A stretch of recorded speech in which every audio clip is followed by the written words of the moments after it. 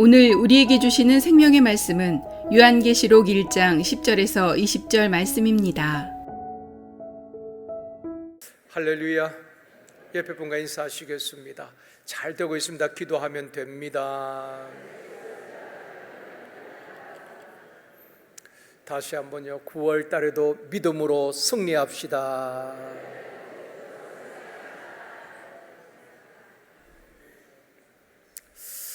요한계시록을 이해하려면 그 시대 상황을 아는 것이 참 중요합니다.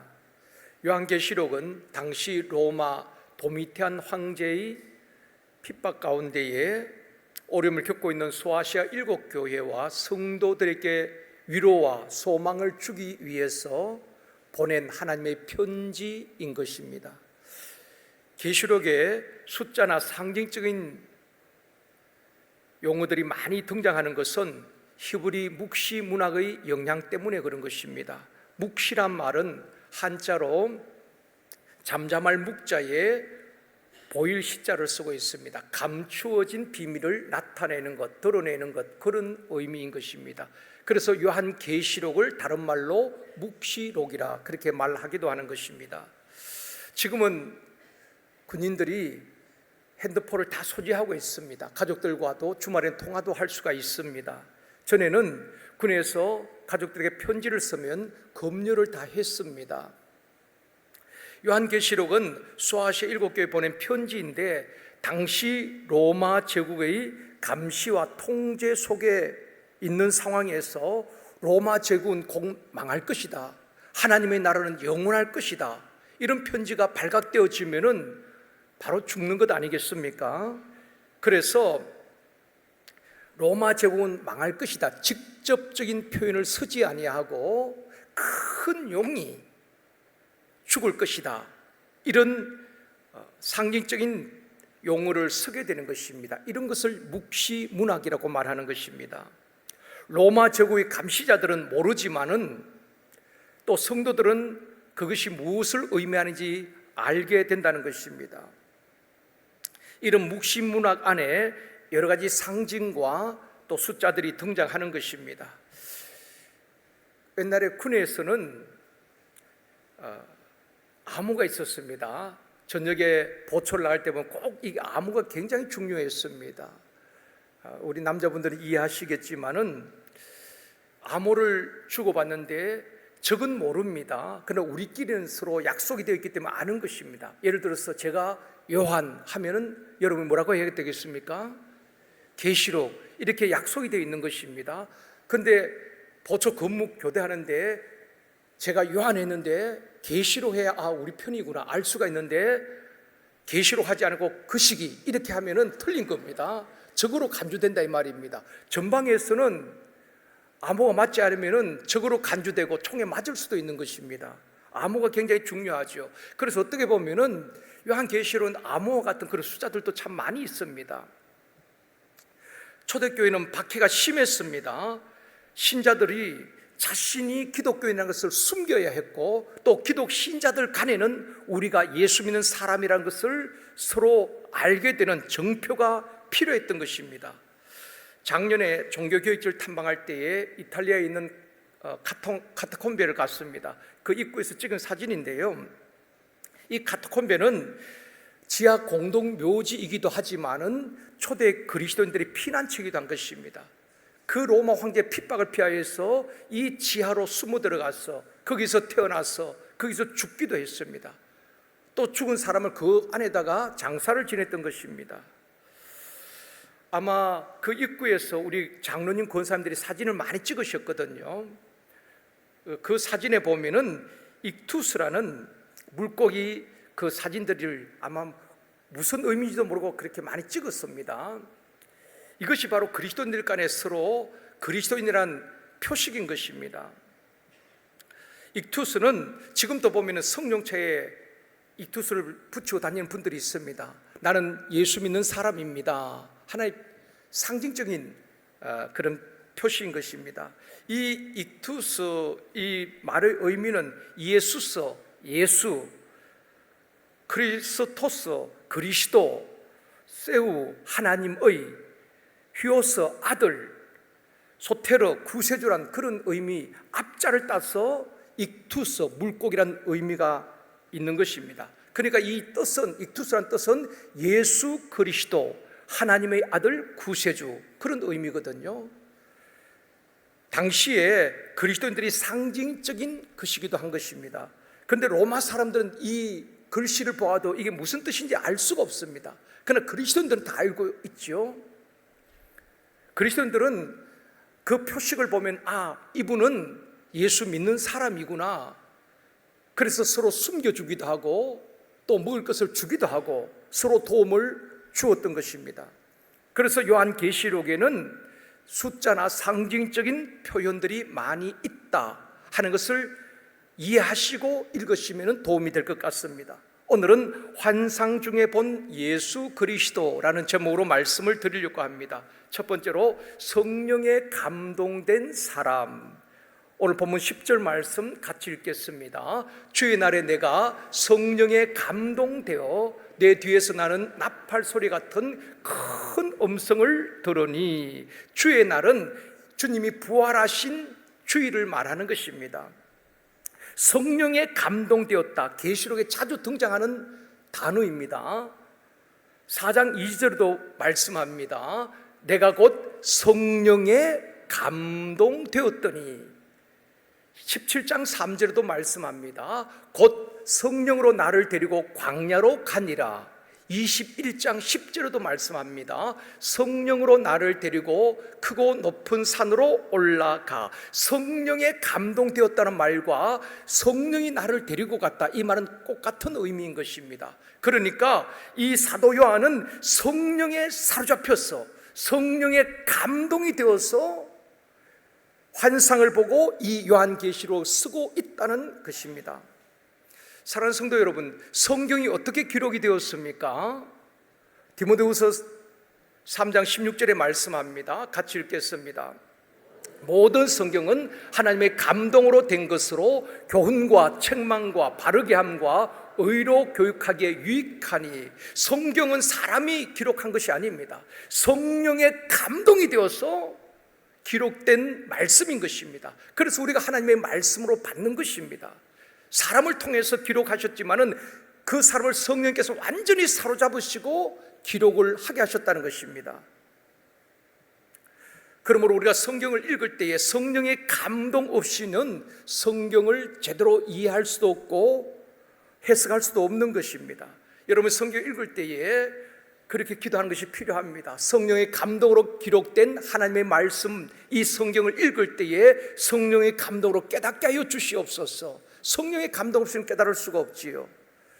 또 성령의 감동이 아니면은 예수를 믿을 수도 없습니다. 여러분, 우리가 예수를 믿은 것 같지만은 그렇지 않습니다. 고린도전서 12장 3절에 말씀합니다. 같이 읽습니다. 성령으로 아니하고는 누구든지 예수를 주시라 할 수 없느니라. 우리가 예수님을 나의 구주로, 나의 주인으로 고백할 수 있는 것은 아무나 할 수 있는 것이 아닙니다. 성령으로 우리가 예수를 주라고 시인할 수가 있다는 것입니다. 예수님께서 부활하시고 하늘로 올라가시기 전에 사도들에게 분부하신 말씀이 무엇입니까? 다른 말씀 하지 않았습니다. 딱 한 말씀, 너희들이 성령을 받으라, 그 말씀 하셨어요. 그만큼 성령이 중요하다는 것입니다. 다시 말하면 성령 받지 않고는 신앙생활도 사역도 제대로 할 수 없다는 것입니다. 그래서 사도들에게 너희가 성령을 받고 그 다음에 움직이라는 것입니다. 베드로를 보면은 예수님이 수제자 아닙니까? 3년 동안 주님을 따라다녔습니다. 훈련받았습니다. 그런데 베드로가 얼마나 많이 실수를 하고 넘어지고 그런 일들이 있습니까? 큰 소리쳤던 베드로입니다. 주님과 함께 죽기로 각오를 하고 있습니다. 그랬던 베드로가 예수님 붙잡힐 때에 다른 제자들과 함께 다 예수를 버리고 도망을 가게 됩니다. 또 여종 앞에서 나는 예수를 모른다고 부인을 하게 됩니다. 그랬던 베드로입니다. 그 베드로가 오순절날 성령을 받게 되지요. 똑같은 베드로지만은 얼마 전 성령 받기 전에 베드로와 성령 받은 이후의 베드로는 전혀 딴 사람입니다. 우리도 마찬가지입니다. 성령 받기 전에 옛사람의 모습들, 그러나 성령 받으면은 완전히 딴 사람, 새 사람이 된다는 것입니다. 베드로도 성령 받은 이후에 완전히 딴 사람이 되지요. 위협과 협박 속에서도 담대히 복음을 전합니다. 그럴 때에 듣는 무리들이 가슴을 치면서 형제들아 우리가 어찌할꼬, 예수를 믿고 돌아온 자들이 3,000명, 때로는 남자만 5,000명이 주님께로 돌아온 놀라운 역사들이 일어났다는 것입니다. 이것이 성령의 역사지요. 그리고 베드로가 예수 이름으로 안전병이에서 일어나라고 말할 때에 그 안전병이가 한 번도 걸어본 적이 없는 그가 벌떡 일어나게 되는 것입니다. 베드로의 능력이 아니지요. 바로 성령의 능력이란 것입니다. 이처럼 성령 받으면은 약한 자가 강한 자가 되고 무능한 자가 유능한 자가 되고 모든 두려움이 사라지게 되어지고 담대함을 얻게 되는 것입니다. 또 성령을 받으면은 자녀들은 애언하게 될 것이고 젊은이들은 환상을 보고 늙은이는 꿈을 꾸리라고 말하고 있습니다. 예루살렘 교회가 어떻게 시작되었습니까? 사람들이 모여서 우리가 교회를 시작하자 아닙니다. 오순절 성령 받고 성령이 임하니까 교회가 시작이 된 것입니다. 안디옥 교회에서 어떻게 선교사를 파송했습니까? 성령이 그들에게 말씀하셨어요. 바나바와 사울을 세워서 보내라. 성령이 음성이 들려지고 그 음성을 듣고 순종하여서 바울과 바나바를 선교사로 파송하게 되는 것입니다. 사랑하는 성도 여러분, 우리 제1성도교회는 성령님이 이끄시는 교회가 되어지기를 원합니다. 성령이 음성이 들려지는 교회가 되어지기를 원합니다. 성령의 통치가 있는 교회가 되어지기를 원합니다. 사람들이 회의하고 이끌어가는 교회가 아니라 성령이 친히 이끌어가시고 주인 되는 교회가 되어지기를 원합니다. 그 교회가 건강한 교회예요. 또한 자녀들은 예언을 하고 젊은이들은 환상을 보고 연세 드신 분들은 꿈을 가지고 여생을 보내고 살아가는 그런 교회가 되어지기를 주님의 이름으로 축원합니다. 성경을 이해하고 해석하는데 중요한 키워드가 성령입니다. 창세기에서 요한계시록까지 성령이 아니면 우리가 해석할 수가 없습니다. 태초에 천지 만물을 창조하신 그분이 바로 성령님이십니다. 성령님이 계속 요한계시록까지 그 성령 역사를 우리가 보게 되는 것입니다. 그러므로 목회도 신앙생활도 사역도 성령의 능력으로 해야 한다는 것입니다. 내 힘으로 하려고 하다 보면 한계가 있습니다.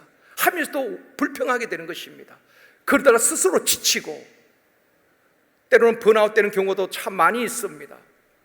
우리는 성령의 능력으로 모든 사역을 감당할 때에 그때 하나님께서 힘도 주시고 지혜도 주시고 감당할 수 있는 능력도 주실 줄 믿습니다. 그래서 성령의 능력으로 사역하라고 말씀하고 있는 것입니다. 말씀과 성령은 따로가 아닙니다. 말씀과 성령은 함께 역사하는 것입니다. 에베소 6장 17절에 말합니다. 성령의 금 곧 하나님의 말씀을 가져라. 성령의 금이 곧 하나님의 말씀이란 말입니다. 말씀 따로 성령 따로가 아닙니다. 말씀이 선포되어질 때 성령이 역사하는 것입니다. 베드로를 보십시오. 안전병을 향해서 내가 나사렛 예수 이름으로 명하노니 일어나 걸으라. 말씀이 선포되어질 때에 성령이 역사하는 것입니다. 안전병이 발과 발목에 힘을 주고 일어나게 하고 걷게 했던 것입니다. 사랑하는 성도 여러분, 성령의 감동으로 찬양하고 예배할 수 있기를 원합니다. 성령의 능력으로 교사들이 학생들을 가르치고 성령의 능력으로 샘터 모임을 인도해야 하는 것입니다. 행복 모임에서 말씀을 선포할 때에 성령의 능력이 나타날 수 있기를 원합니다. 성령의 능력으로 주차 안내를 하고 성령의 능력으로 봉사하는 우리 모두가 되어지기를 원합니다. 교회 사역도 직장 생활도 사업하는 것도 장사하는 것도 성령이 주시는 지혜와 능력으로 감당하는 우리 모두가 되어지기를 주님의 이름으로 축원합니다. 사도 요한은 성령에 감동되어서 큰 음성을 듣게 되었다. 그리고 요한계시록을 기록했다고 말씀하고 있습니다. 두 번째로 듣고 본 것을 기록하라. 10절 말씀 같이 읽습니다. 주의 날에 내가 성령에 감동되어 내 뒤에서 나는 나팔 소리 같은 큰 음성을 들으니 11절 말씀입니다. 같이 읽습니다. 이르되 내가 보는 것을 두루마리에 서서 에베소, 스무나, 버가모, 두아디라, 사데, 빌라델비아, 라오디게아 등 7교회에 보내라 하시기로. 19절입니다. 그러므로 내가 본 것과 지금 있는 일과 장차 될 일을 기록하라. 이 세 구절 가운데 등장한 단어가 여러분 뭔지 알겠죠? 큰 음성을 들었다. 내가 본 것을 기록하라. 그렇게 말씀하고 있습니다. 여러분, 선진국과 후진국의 차이가 뭘까요? 국민 소득을 가지고 선진국, 후진국 이렇게 판단하기도 합니다. 그러나 저는 선진국과 후진국의 차이는 역사성이라고 생각합니다. 선진국은 모든 그 나라의 역사를 기록으로 남깁니다. 그리고 후손들에게 교훈으로 삼도록 한다는 것입니다. 외부로부터 침략을 받았다든지 어떤 나라에 큰일이 있을 때 역사적으로 기록하고 후손들에게 교훈으로 남기는 것입니다. 그러나 후진국들, 아프리카 오지에서 야자수 열매를 따먹으면서 하루를 근근히 살아가는 그들에게 역사적인 기록이 없습니다. 기록이 없는 것입니다. 역사성이라는 것이 참 중요합니다. 우리에게 적용한다면은 부모로부터 보고 들은 신앙의 역사성이 있어야 된다는 것입니다. 베드로와 요한이 복음을 전할 때 수많은 사람들이 회심하고 돌아옵니다. 병든 자가 낫게 되는 놀라운 역사들이 일어났습니다. 그때의 공예원들이 굉장히 위기감을 느꼈습니다. 베드로 요한을 붙잡고 와서 그들을 협박합니다. 다시는 예수의 이름으로 가르치지 말고 전하지도 말라 위협을 합니다. 다시 한번 예수 이름으로 복음을 전하면 너희들 결박해서 옥에 가두든지 죽이겠다는 협박입니다. 그때 베드로와 요한이 뭐라고 말합니까? 사도행전 4장 20절의 말씀입니다. 우리가 보고 들은 것을 말하지 아니할 수 없다 하니, 우리가 보고 들은 것을 말하지 않을 수 없다. 베드로와 요한은 무엇을 보고 무엇을 들었습니까? 예수님의 제자로서 그들은 예수님께서 오병이의 기적을 행하는 것을 보았습니다. 귀신이 쫓겨나고 병든 자가 낫는 것을 그들이 보았습니다. 또 우리의 모든 허물과 죄를 담당하시고 십자가에서 처참하게 죽으신 예수 그리스도를 보았습니다. 죽음에서 끝난 것이 아니라 사망 것이 이기시고 부활하신 주님을 만났고 보았던 것입니다. 우리가 보고 들은 그 예수 그리스도를 우리가 전하지 않을 수 없다. 그렇게 말하고 있는 것입니다. 그리스도인들은 보고 듣는 것이 있어야 되는 것입니다. 어떤 분들은 그렇게 말합니다. 나는 천국을 보았다. 또 어떤 분들은 내가 주님의 음성을 들었다. 그것은 참 조심해야 될 부분이라고 생각합니다. 우리가 무엇을 들어야 됩니까? 성령의 감동으로 기록된 하나님의 말씀을 우리에게 주셨습니다. 그 말씀을 읽고 듣고 지켜 행하는 자가 복이 있다고 말씀하고 있는 것입니다. 또 우리의 삶 속에서 하나님의 살아계심, 기도 응답과 하나님의 역사하심을 사역의 현장에서 많이 경험해야 되는 것입니다. 내 힘으로 안 되는데 하나님이 하시는 일들 말입니다. 그래서 우리는 고백하게 되는 것입니다. 하나님이 하셨습니다. 하나님이 도우셨습니다. 때로는 행복 모임에서 우리가 생각하지 못했던 베스트를 딱 하나님께서 만나게 해주시는 것입니다. 그 베스트가 복음을 듣고 변화되는 것을 우리가 보게 되는 것입니다. 그런 것들을 많이 보고 듣고 간증하고 그것을 전하는 것이 정인의 삶이란 것입니다. 마르투스의 삶인 것입니다. 그래서 너희들이 성령 받고 정인이 되리라. 내가 본 것이 있어야 되는 것입니다. 들은 것이 있어야 되는 것입니다. 유대인들은 철저하게 기록하는 민족입니다. 그래서 구약 성경에 보면 기록하라. 오늘 본문에도 보면 기록하라.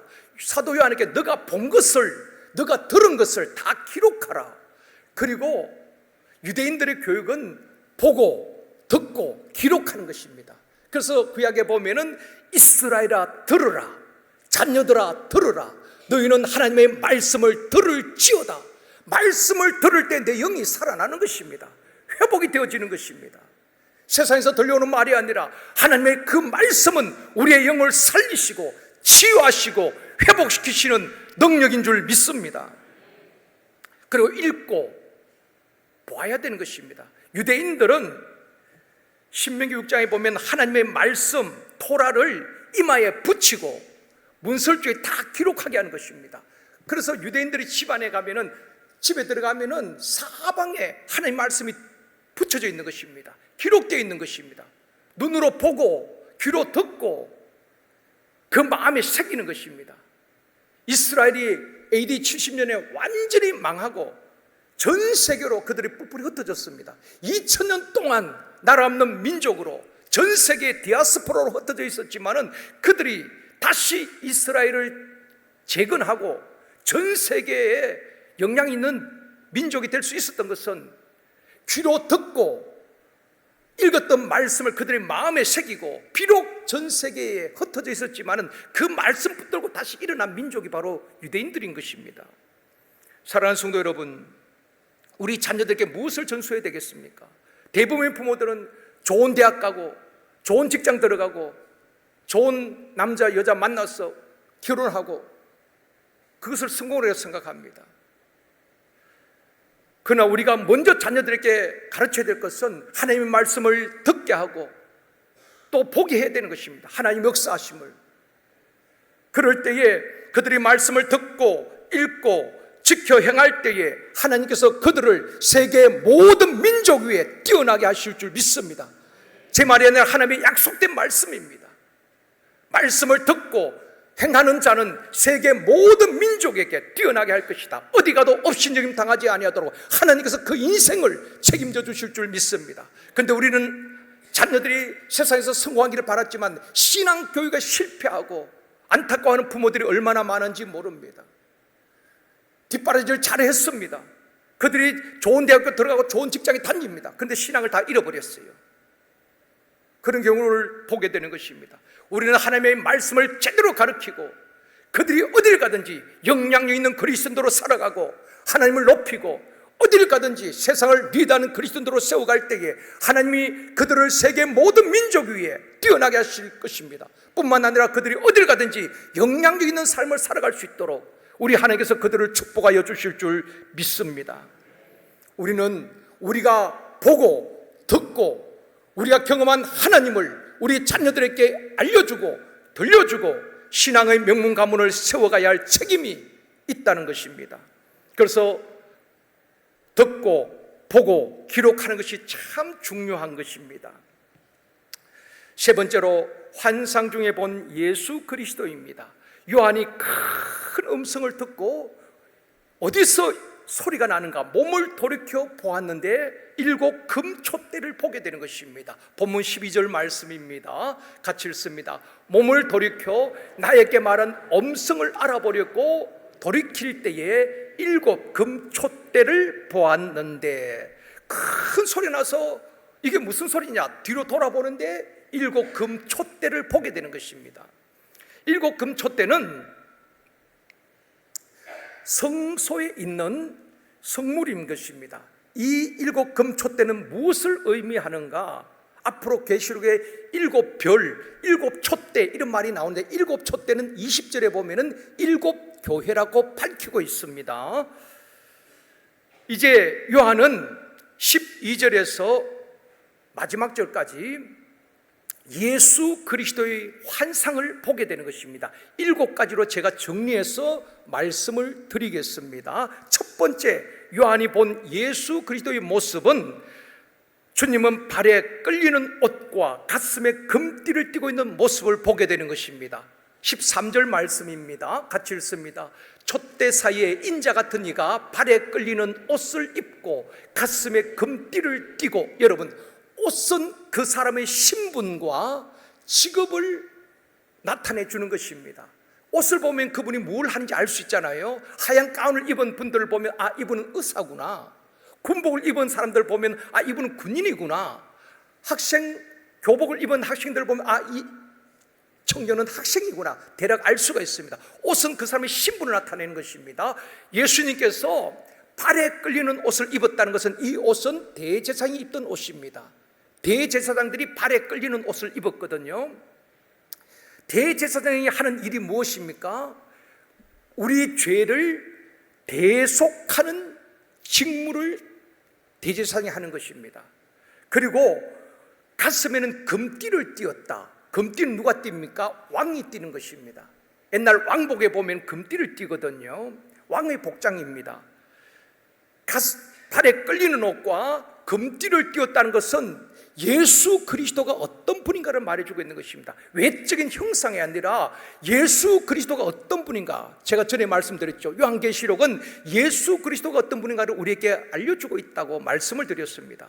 바로 발에 끌리는 대제사장, 우리의 죄를 대속하기 위해서 오신 분이시고 그분은 만왕의 왕이 되신다 하는 것을 우리에게 보여주고 있는 것입니다.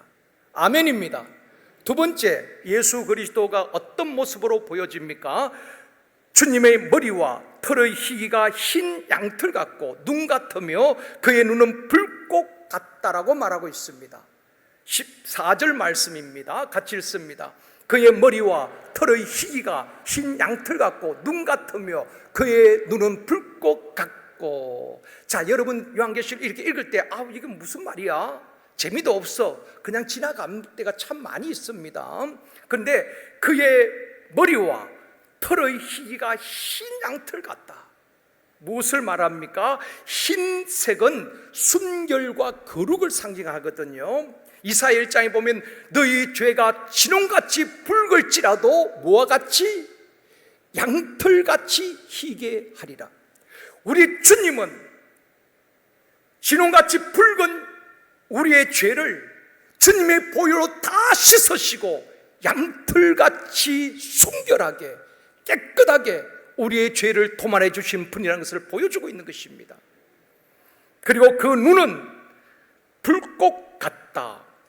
사람의 깊은 곳을 꿰뚫어 보는 신적 통찰력을 말하는 것입니다. 우리는 외모는 볼 수가 있습니다.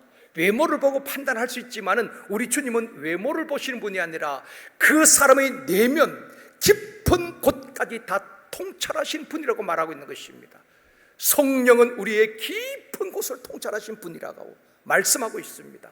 나의 아픔도 나의 눈물의 의미도 나의 고난도 주님은 다 알고 계신다는 것입니다. 오늘도 불꽃 같은 눈동자로 우리를 살피시고 위로하시고 상처를 사며 주시는 그분이 바로 예수 그리스도란 말입니다. 그래서 그 머리의 털은 희기가 양털 같고 그 눈은 불꽃 같다는 것은 우리의 모든 죄를 주님의 보혈로 깨끗하게 흰 눈같이 희게 하시고 주님은 우리의 아픔과 눈물과 한숨을 아시고 우리를 위로하시고 우리를 격려하신 분이라는 것을 보여주고 있는 것입니다. 세 번째, 주님은 주님의 발을 말합니다. 보니까 주님의 발은 풀무에 단련한 빛난 주석 같은 모습입니다. 지금 눈, 또 음성, 발, 손 이걸 다 보여주고 있습니다. 발은 빛난 주석 같다. 15절입니다. 그의 발은 풀무의 뿔에 단련한 빛난 주석 같다. 풀무에 단련한 빛난 주석은 무엇을 의미한가 하면은 강렬한 불 속에 단련한 놋을 말하는 것입니다. 강력함을 말하는 것입니다. 고대 전쟁에서는 이긴 자가 적장의 목을 녹 같은 발로 밟았다는 것입니다. 그래서 그 적장의 숨을 끊기도 하고 꼼짝 못하게 발로 밟았습니다. 다윗이 골리앗과 싸울 때에 물맷돌로 골리앗을 쓰러뜨리잖아요. 그 다음에 어떻게 했습니까? 성경을 자세히 보면 다윗이 달려가서 골리앗의 목을 먼저 발로 밟습니다. 그리고 칼을 빼서 골리앗의 목을 자르지요. 바로 주님은 그 단련한 빛난 주석 같은 그 발로 원수의 모든 능력을 밟았다는 것입니다. 그래서 주님은 원수의 모든 마귀를 멸하셨다고 말씀하고 있는 것입니다. 주님은 죽으셨지만 죽음까지도 밟고 다시 살아나신 분인 줄 믿습니다. 그걸 지금 보여주고 있는 것입니다. 주님은 그 빛난 주석 같은 발로 원수의 모든 것을 밟고 승리하신 분인 것입니다. 우리에게 주신 능력이 무엇입니까? 우리에게 그렇게 말씀하고 있습니다. 뱀과 정갈을 밟으며 원수의 모든 능력을 제할 권세를 주셨으니 너희를 해할 자가 결단코 없으리라. 우리에게 이 권세 주신 줄 믿습니다. 여러분, 세상에 밟히지 마십시오. 죄에 눌리고 죄에 이끌림 당하는 것이 아니라 죄를 밟고 승리하고, 때로는 문제를 밟고 승리하고, 마치 요단강을 발로 밟았듯이 우리 인생의 모든 문제에 압도당하는 것이 아니라 문제를 밟고 우리 주님처럼 승리하는 저와 여러분이 되어지길 주님의 이름으로 축원합니다. 그 바른 풀무 위에 단련한 빛난 주석 같다, 그렇게 말씀하고 있는 것입니다. 네 번째, 주님의 음성을 말합니다. 많은 물소리 같았다. 15절 말씀입니다.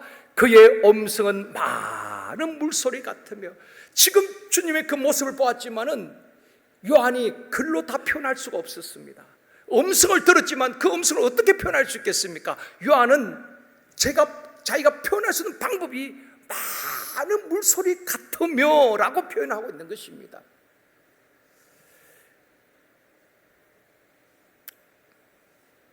전에 미국에서 이제 캐나다로 가면서 나이아가라 폭포로 간 적이 있었습니다.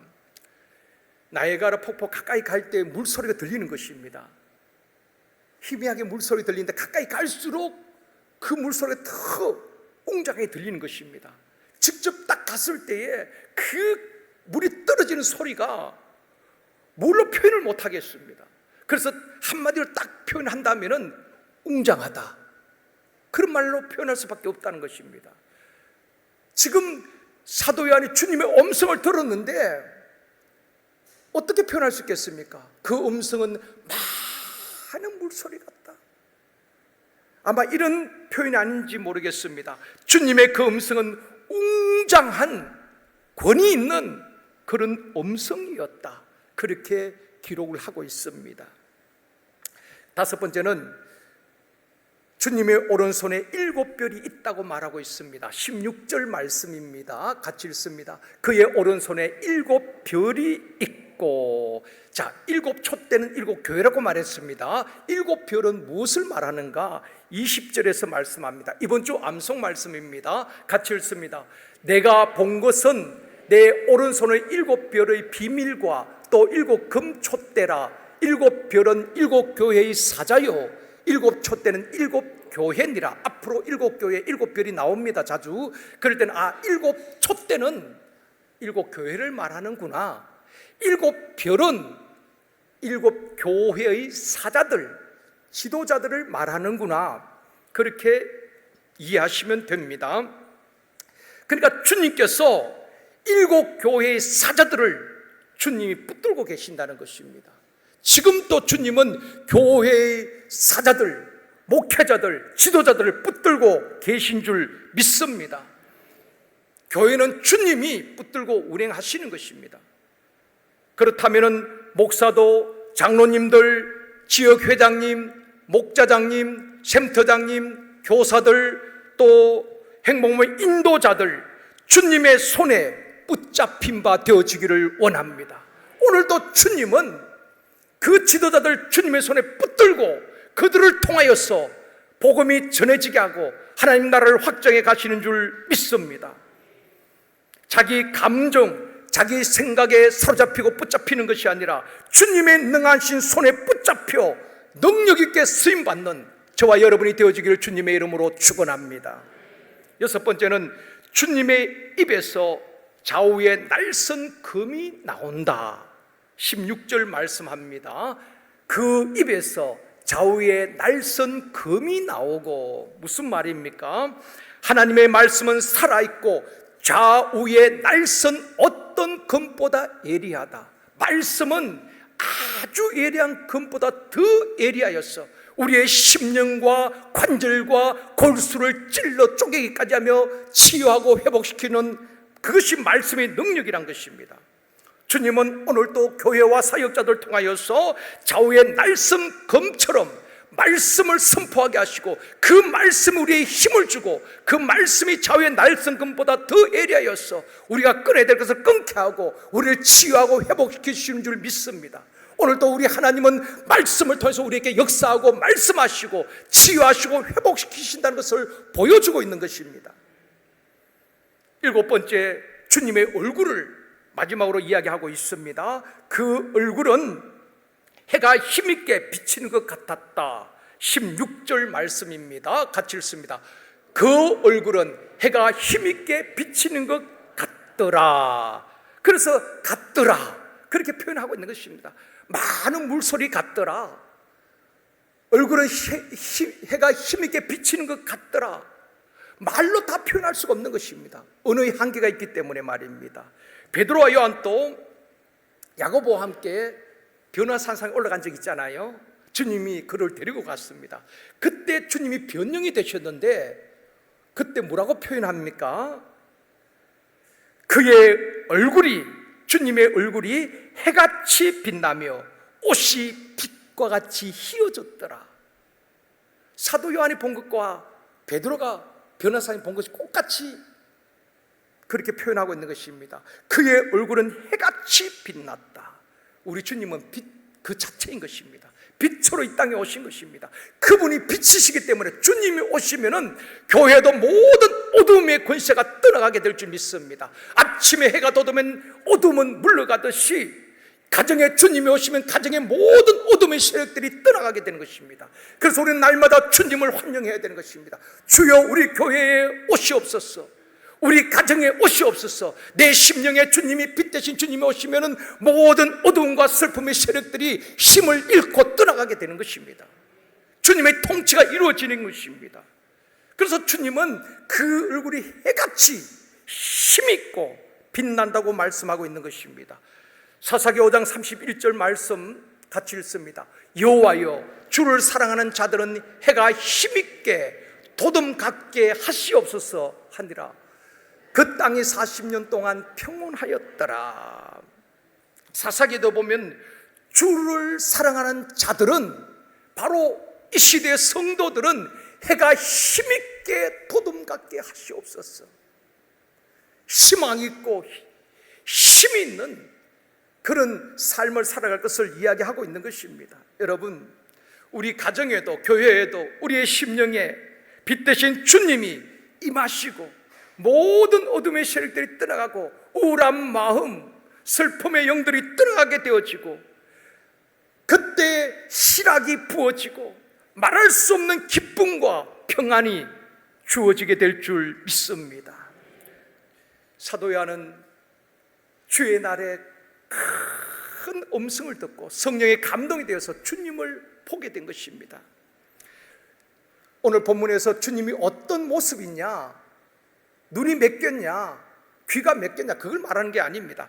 예수 그리스도가 어떤 분이신가, 그분은 발에 끌린 옷을 입었다는 것은 대제사장으로 우리의 죄를 대속하시고 만왕의 왕으로 오신 분이시고 우리의 죄를 양털같이 희게 하시고 우리의 모든 아픔과 눈물과 슬픔을 다 아시고 만지시고 치유하시고 회복시켜 주시는 그 하나님, 오늘도 우리가 믿는 그 하나님인 줄 믿습니다. 그 주님은 바른 풀무에 단련한 빛난 주석같이 원수의 모든 세력을 발로 밟고 승리하신 분이시고 심지어 죽음까지도 밟고 승리하신 분이란 것입니다. 우리에게도 그 능력을 주셨습니다. 뱀과 정갈을 밟으며 원수의 모든 능력을 제할 권세를 너희에게 주었다고 말씀하고 있는 것입니다. 주님의 음성은 많은 물소리처럼 웅장하고 위험 있는 음성이요, 그의 오른손에는 7별, 7교회의 사자들, 지도자들 주님이 붙들고 그들을 통해서 오늘도 역사하고 있다는 것입니다. 그리고 그 입에는 좌우의 날성검처럼 말씀이 나오고 그 말씀이 우리를 영혼을 살리고 우리를 치유하는 능력의 말씀이란 것입니다. 그리고 주님의 얼굴은 해같이 힘있게 비치는 모든 어둠의 색을 몰아내는 그 빛 자체임을 우리에게 보여주고 있는 것입니다. 말씀을 맺겠습니다. 사랑하는 성도 여러분, 주님의 오른손에 붙잡힌 바 되어서 성령의 능력으로 사역하는 저와 여러분이 되어지기를 원합니다. 그래서 성령의 9가지 이름뿐만 아니라 풍성한 열매 맺어 주님께 영광이요 우리에겐 큰 기쁨이 있기를 원합니다. 우리 삶 가운데에 어둠의 세력들, 절망이 다 물러가고 빛 대신 주님이 우리 가정에 임하시고 교회에 임하시고 우리의 심령에 임하시고 우리의 삶이 해가 힘있게 돋음같이 날마다 힘있게 승리의 삶을 살아가는 우리 모두가 되어지길 주님의 이름으로 축원합니다.